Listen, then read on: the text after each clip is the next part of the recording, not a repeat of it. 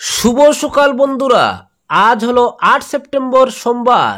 আজকের সকালের বিশেষ বিশেষ খবরগুলি হলো, আজ বদরপুরে কোনো আন্দোলন হচ্ছে না জানালেন জেলা শাসক।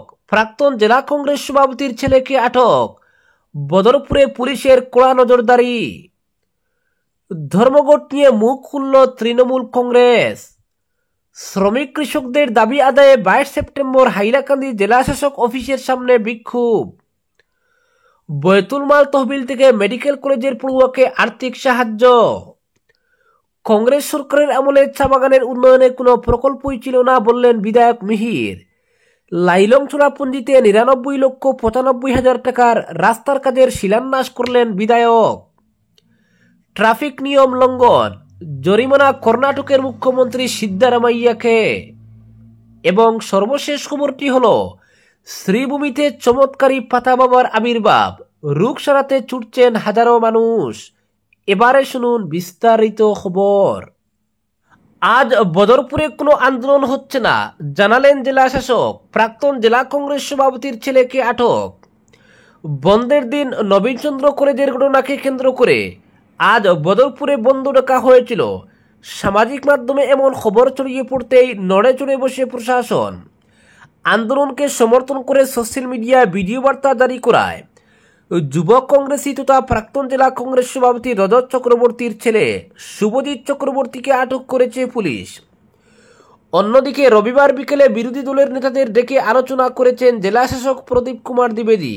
কোনো ধরনের অপ্রীতিকর পরিস্থিতি সৃষ্টি না করার বার্তা দিয়েছেন তিনি। পাশাপাশি আজ সোমবার বদরপুরে কোনো আন্দোলন হচ্ছে না বলেও জানানো হয়েছে। শ্রীভূমি নামের বিরোধিতায় সংগঠিত ধর্মঘটে মারামারির ঘটনায় উত্তপ্ত হয়ে রয়েছে শ্রীভূমি। এরই মধ্যে সোমবার বদরপুরে আন্দোলনের ডাক দেয় এক অখ্যাত সংগঠন। এই আন্দোলনকে সমর্থন করে সোশ্যাল মিডিয়ায় বার্তা দিয়ে বিপাকে পড়েন শুভজিৎ চক্রবর্তী।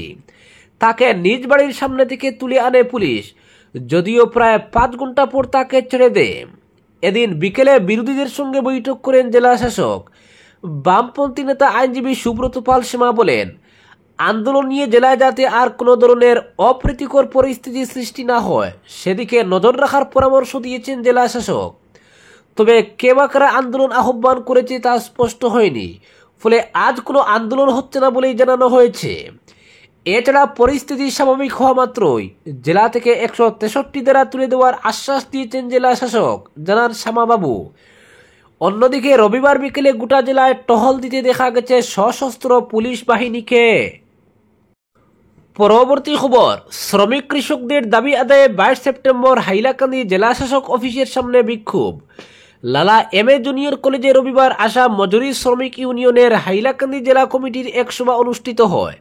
লুৎফুর রহমান লস্করের সভাপতিত্বে অনুষ্ঠিত সভায় ইউনিয়নের কেন্দ্রীয় কমিটির পক্ষ থেকে পর্যবেক্ষক হিসাবে উপস্থিত ছিলেন মানস দাস ও বিশ্বজিৎ দাস।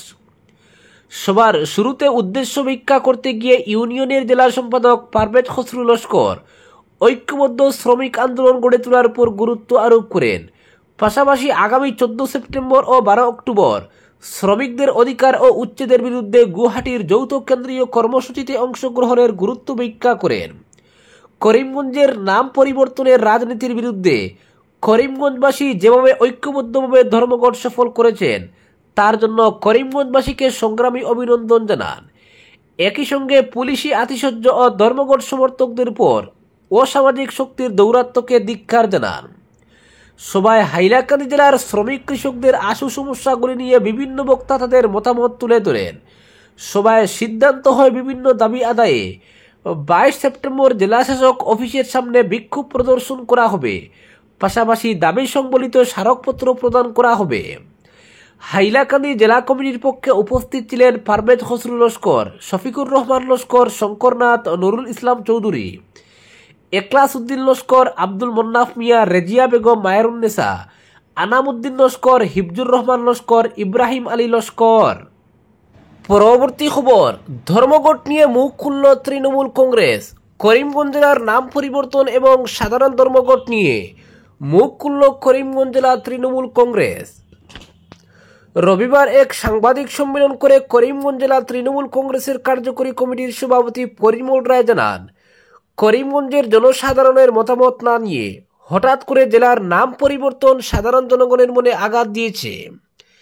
তিনি বলেন, কোনো স্থান বা জেলার নাম পরিবর্তনের জন্য নীতিমালা অনুযায়ী এগোতে হয়, কিন্তু সরকার নীতিমালার বাইরে গিয়ে বিভাজনের রাজনীতি করেছে। জেলার নাম পরিবর্তন উদ্দেশ্য প্রণোদিত বলে জানান তিনি। এদিকে গতকালের সাধারণ ধর্মঘট নিয়ে পরিমল রায় বলেন, সরকারের প্ররোচনায় যেভাবে বদরপুরে অশান্তির সৃষ্টি হয়েছে তা হতাশাজনক। তৃণমূল কংগ্রেস সর্বাবস্থায় শান্তি শৃঙ্খলা চায়। নবীনচন্দ্র কলেজের ছাত্রছাত্রীর উপর পুলিশের লাঠিচার্জ অন্যায় বলে জানান পরিমল রায়। তিনি বলেন, পুলিশের লাঠিচার্জের আগে নিয়ম ছিল জলকামান ও টিয়ার গ্যাস ব্যবহার করা, তার পরবর্তীতে পুলিশ প্রথমেই লাঠিচার্জ করে। ছাত্রছাত্রীর উপর লাঠিচার্জের ঘটনায় তীব্র ক্ষোভ প্রকাশ করেন পরিমল বাবু। কলেজের ভিতরে ঢুকে কলেজের ছাত্রছাত্রীকে তাড়ানো মোটেই যুক্তিসঙ্গত নয় বলে তিনি জানান।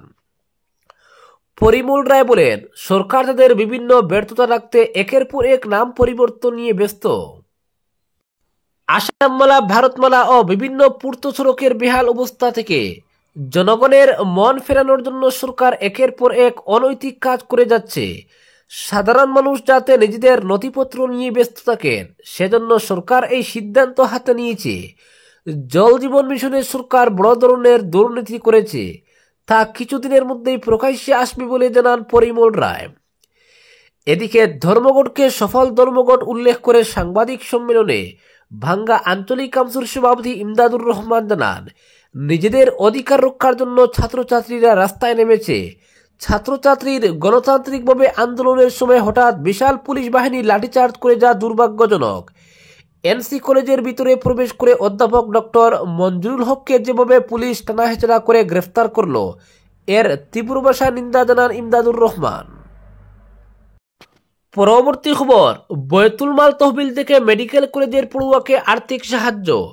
উত্তর পূর্ব ভারত এমারতে শরিয়াহ ও নদওয়াতুত তামিরের বয়তুল মাল তহবিল থেকে ফুলবাড়ি আঞ্চলিকের গণিরগ্রাম দ্বিতীয় খণ্ডের বাসিন্দা ডিফু মেডিকেল কলেজে অধ্যয়নরত আশিক উদ্দিন বড়বুইয়ার পুত্র আমিনুর বড়বুইয়াকে নগদ 20,000 টাকা আর্থিক সাহায্য প্রদান করা হয়।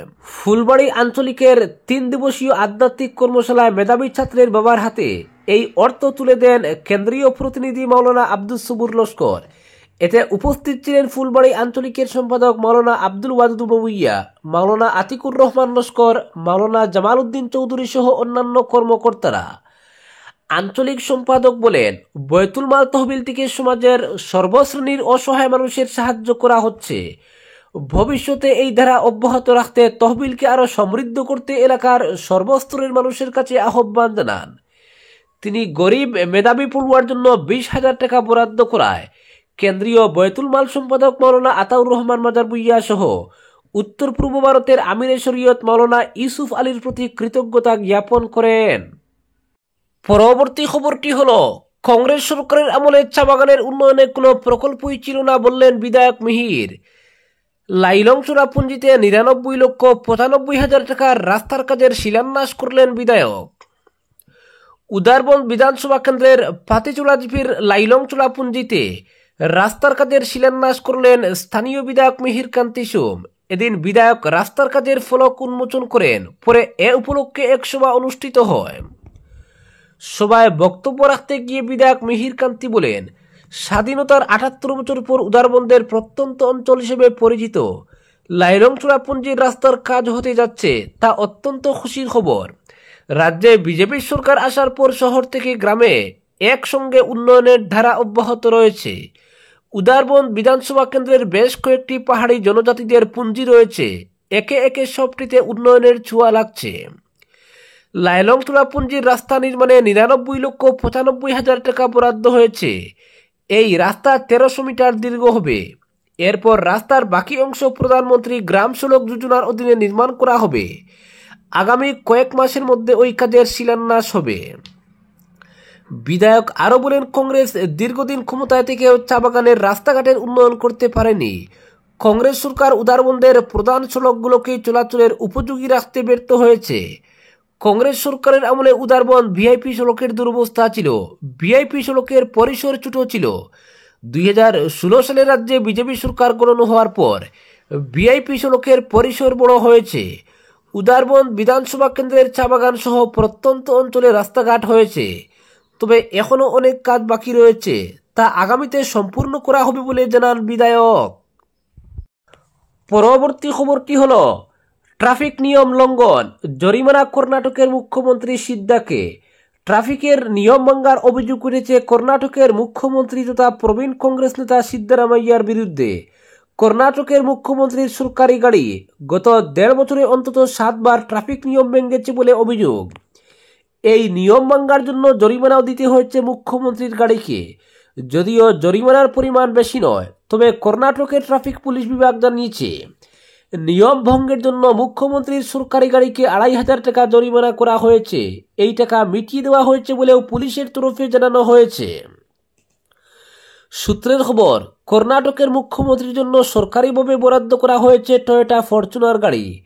গত বছরের জানুয়ারি মাস থেকে এই গাড়িটি অন্তত 7 বার ট্রাফিকের নিয়ম লঙ্ঘন করেছে বলে ইন্টেলিজেন্ট ট্রাফিক ম্যানেজমেন্ট সিস্টেম দ্বারা চিহ্নিত হয়েছে। সে রাজ্যের রাজধানী বেঙ্গালুরুতেই এই নিয়ম লঙ্ঘিত হয়েছে।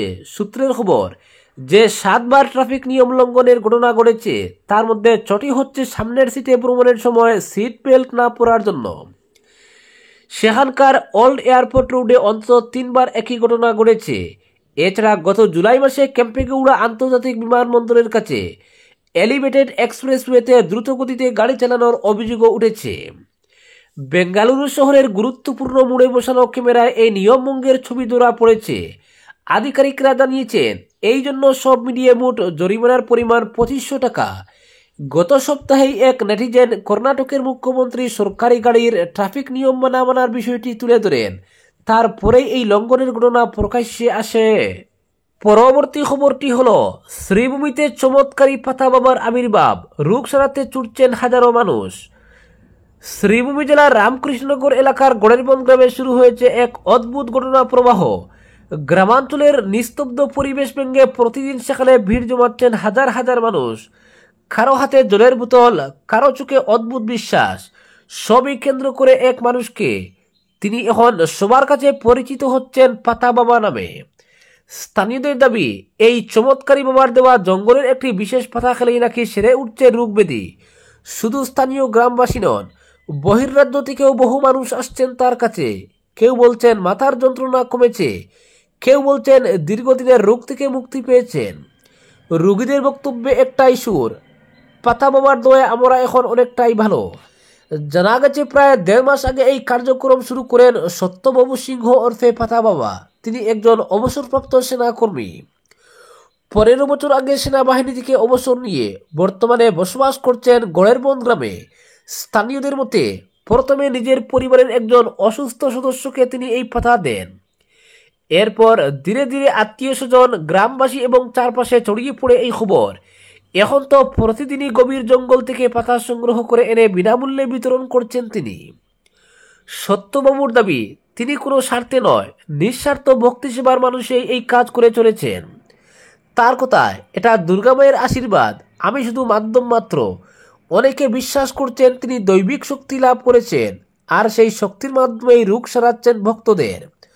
প্রতিদিন সকাল থেকেই মানুষজন সারিবদ্ধভাবে দাঁড়িয়ে থাকেন। তাদের একটাই প্রত্যাশা, পাতা পাবো আর সুস্থ হব। আশেপাশের গ্রাম ছাড়াও দিন দিন দূর দূরান্ত থেকে আসা মানুষের ভিড় বেড়েই চলেছে। এই ভিড় সামলাতে স্থানীয় সড়কগুলোতে তৈরি হচ্ছে যানজট। গ্রামের ভেতর রাস্তা জুড়ে গাড়ির লম্বা লাইন এখন নিত্যদিনের চিত্র। ফলে স্থানীয় প্রশাসনেরও প্রয়োজনীয় পদক্ষেপ গ্রহণের দাবি উঠেছে। বরাক উপত্যকা সহ বহির্রাজ্যেও ইতিমধ্যে সত্যবাবু পরিচিতি পেয়েছেন পাতা বাবা হিসাবে। কেউ এটাকে অলৌকিক শক্তি বলছেন, কেউ বা আবার কুসংস্কারের আশ্রয়। শ্রীভূমির গড়েরবন গ্রাম এখন কৌতূহল আর বিশ্বাসের মিলনস্থল হয়ে উঠেছে। অবশ্য অধিকাংশেরই দাবি, পাতার জোরেই সারছে রোগ। আজকের বিশেষ বিশেষ সংবাদ এখানেই সমাপ্ত।